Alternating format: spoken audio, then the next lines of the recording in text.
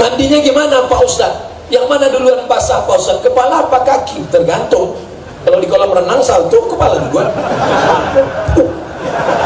Kalau di kamar mandi, tapi bagusnya kalau di kamar mandi, mandi itu kaki duluan. Ambil, siram. Pertama mata kaki, habis itu betis, lutut, pinggang naik. Makanya ada tulisan, judul tulisannya stroke di kamar mandi. Kenapa stroke di kamar mandi? Karena air dingin disiramkan langsung ke kepala. Kepala yang kena air dingin, maka kepala kedinginan. Jantung menyemburkan darah, ingin menghangatkan kepala. Karena salurannya sempit, maka terjadi letupan. Ya kalau mati, kok sudah mati. Oleh sebab itu, badan jangan terkejut, siram dulu dikit-dikit, mandi taubat. Niatnya Pak Ustaz, aku niat mandi taubat karena Allah Subhanahu wa ta'ala. Mandi, setelah bersih, sholat sunnah taubat. Usolli sunnat taubat raka'ataini lillahi ta'ala. Saya nggak bisa niatnya Pak Ustaz, nggak usah, dalam hati aja. Aku niat sholat sunat taubat 2 rakaat. Dosanya nggak usah disebut. Ya Allah, aku niat sholat sunat taubat karena sama mantan kemarin. Cukup kita aja yang tahu. Aku niat sholat sunat taubat 2 rakaat. Teman nanya, dosa kau apa? Alah, kau macam gak berdosa aja. Allahu Akbar, besar dosa, Dia maha besar. Angkat kedua tanganmu, Allahu Akbar. Yang paling bagus baca iftitah, Allahu Akbar kabira, walhamdulillahi katsira, wa subhanallah. Saya nggak hafal iftitah, iftitah sunat. Kalau nggak hafal nggak apa-apa, langsung baca Fatihah. Fatihah pun saya nggak hafal Pak Ustaz. Fatihah hafal lah. Bismillahirrahmanirrahim. Alhamdulillahirabbil alamin, arrahmanir rahim, maliki yaumiddin, iyyaka na'budu wa iyyaka nasta'in, ihdinas siratal mustaqim, siratal ladzina an'amta 'alaihim ghairil maghdubi 'alaihim waladdallin. Amin. 7 ayat. Habis itu baca ayat. Ayatnya terserah apa ayat yang kau hafal. Inna gayanya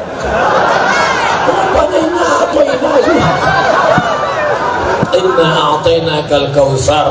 Aku sudah berikan engkau nikmat yang besar. Fasholli li rabbika. Nikmat udah besar ku beri. Nikmat hidup, nikmat iman, nikmat Islam. Berapa banyak saudara kita di Palu, di Donggala ingin hidup, tapi begitu air itu naik ke atas,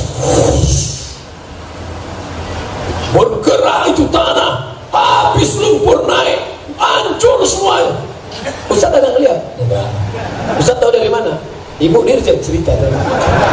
Beliau langsung terbang ke sana, naik pesawat Hercules, melihat langsung bagaimana kejadian di sana. Begitulah kalau Allah, engkau masih hidup. Inna a'tainakal kautsar. Bagaimana membalas nikmat Allah? Fasalli salat. Fasalli salat li rabbika, kepada Allah. Wanhar, kalau kau punya duit berkorban, berbagi. Kalau ada orang yang membenci kau, kalau ada orang yang memfitnah kau, jangan takut. Inna syani'aka huwal abtar. Siapa yang membenci engkau, maka dia akan menjadi abtar. Mohon maaf. Tidak layak saya sebutkan terjemah abtar. Abtar artinya putus. Siapa yang membenci engkau, maka putus nikmat daripada dia.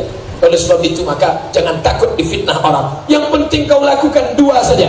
Inna a'tainakal kautsar fasholli li rabbika wanhar. Yang ketiga bukan urusan engkau, balikkan kepada Allah. Inna syani'aka huwal abtar. Makanya kalau kita difitnah orang, dicaci orang, baca itu sering-sering, Inna syani'aka huwal abtar. Tapi jangan di muka dia, abtar. Allah punya kuasa. Allah kalau berkehendak, innama amruhu iza arada syai'an ayyakula lahu kun. Untuk apa kita membalas? Kalau kita membalas, pembalasan kita belum ada apa-apa. Tapi kalau Allah membalas, tapi doa ini diterima harus bersih. Bersihkan dulu kuku, potong kuku, potong. Asfaraka kukumu, inna syaitana yaqudu ma'atala minha. Setan duduk di kuku yang panjang. Makanya saya kalau sudah tengok perempuan kuku panjang, kuku panjang pakai kutek. Yang saya bingung ceboknya gimana. Di atas black kutek, di bawah black daki.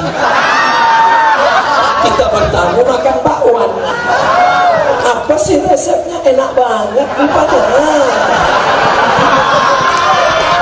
Untung cerita ini udah makan. Ya sempat belum makan tadi. Islam mengajarkan bersih. Ini kadang banyak kita lihat perempuan cantik. Oh kan main. Begitu lihat lubang telinga, sarang Spiderman. Makanya kita bangun tidur diajarkan, idza staiqadha ahadukum min naumihi, kalau engkau bangun tidur jangan masukkan tangan ke dalam bak, jangan masukkan tangan ke dalam, nggak boleh. Jadi gimana?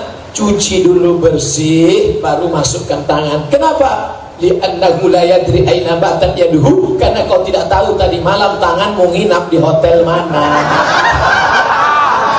Bersih. Setelah bersih baca bismillah. Tapi kalau di situ ada lubang WC nggak boleh mengucap bismillah karena itu najis kotor. Jadi niatnya dalam hati aja. Hidupkan keran atau pakai gayung, dalam hati bismillah. Aku ingin lepas dari hadas kecil. Setelah basuh tangan, muka. Ketika tangan kumur-kumur dulu. Saya baca iklan besar. Ajak anak Anda gosok gigi 3 kali sehari. Habis makan pagi, habis makan siang, habis makan malam. La ilaha illallah. Kami sudah diajarkan gosok gigi 5 kali sehari. Mau sholat subuh, gosok gigi. Mau sholat zuhur, gosok gigi. Mau sholat asar, gosok gigi. Mau sholat maghrib, gosok gigi. Mau sholat isya, gosok gigi. Mau tahajud malam, gosok gigi. Mau sholat duha, gosok gigi. Habislah odol Pak Ustaz. Pakai siwak. Makanya kadang imam-imam meletakkan siwak di kantong. Luruskan shaf, luruskan shaf.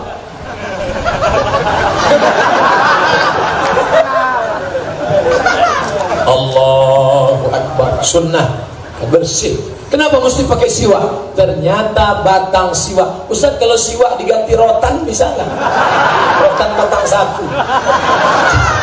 Ternyata dalam batang siwak ada zat-zat. Sudah diteliti, batang siwak mengandung zat menghilangkan bau mulut, menghilangkan panas dalam, menghilangkan ulat gigi. Nah, oleh sebab itu manfaatnya luar biasa. Mulut bersih. Habis itu ambil air, tarik ke hidung. Mulut sudah, hidung sudah. Kalau ada yang flu, ada yang pilek, mau demam, tarik ke hidung sampai ke atas. Sakit Pak? Iyalah sakit, tapi keluar dahak-dahak bersih. Ini otak harus menerima oksigen. Oksigen dari mana? Dari jantung.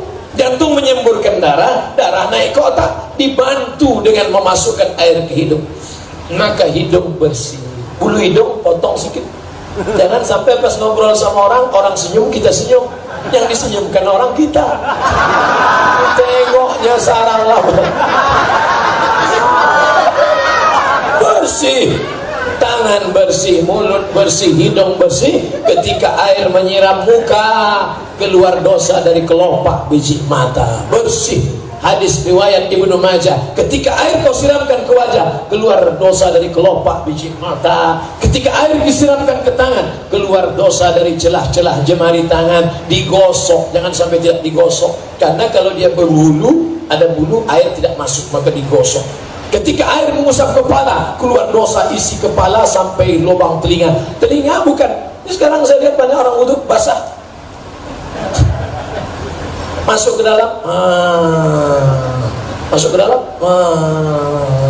masuk ke dalam, habis itu kaki. Ini anak-anak wudhu, coba lihat, hidupkan keran, ditendang-tendang aja ya. Disapu, diusap sampai ke tumit, tumit. Ini celah-celah, karena tak masuk air wudhu tidak sah. Celah-celah, bersih. Kukunya dipotong, kuku dipotong. Ini kadang kita sholat pas mau ruku, Allahu Akbar, tengok kuku kawan macam hantu. Islam mengajarkan bersih, bersih badan. Ketika wudhu nggak boleh bicara.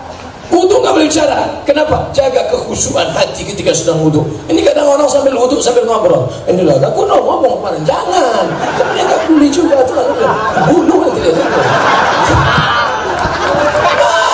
Sambil ngobrol, hati khusyuk. Setelah itu menghadap ke kiblat, la ilaha illallah syarikalah wa asyhadu anna muhammadan abduhu wa rasuluh. Allahumma ja'alni minan, jadikan aku orang yang bertaubat kembali ke jalan yang benar. Sudah kutinggalkan semua dosa-dosa ya Allah. Wa ja'alni minal mutatahhirin, jadikan aku orang yang mensucikan hati. Wa ja'alni min ibadikas, jadikan aku orang-orang yang saleh. Tinggalkan itu semua. Masa lalu, siapa yang tak pernah punya masa lalu? Tapi masa lalu yang hitam itu, kalau kita taubat, illa man taba, siapa yang taubat, wa amana, memperbaiki keimanannya, wa amila amalan salihah. Syaratnya 3, kalau kau bertaubat, kau perbaiki imanmu, kau beramal soleh, diganti Allah, yubaddilullahu sayyiatihim hasanat. Semua yang jelek-jelek dulu diganti Allah menjadi hasanat, kebaikan-kebaikan. Mudah-mudahan kita semua termasuk yang tergolong dalam itu semua.